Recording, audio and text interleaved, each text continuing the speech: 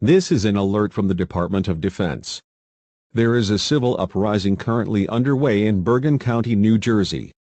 Militants and collaborators from the New Jersey Farmers Party are taking the streets and firing upon attacking authorities and military. It is best to keep all doors locked and windows shut. If you are out of home, get to any sort of shelter you can find. Do not get involved in the revolt, for it may result in injury or death. Locals located within the New York metropolitan area should be advised that the militants may march north upon the George Washington Bridge, Brooklyn Bridge, and Verrazano Narrows Bridge to gain more ground and possible support. All in these areas or surrounding counties, stay indoors or seek shelter as soon as possible.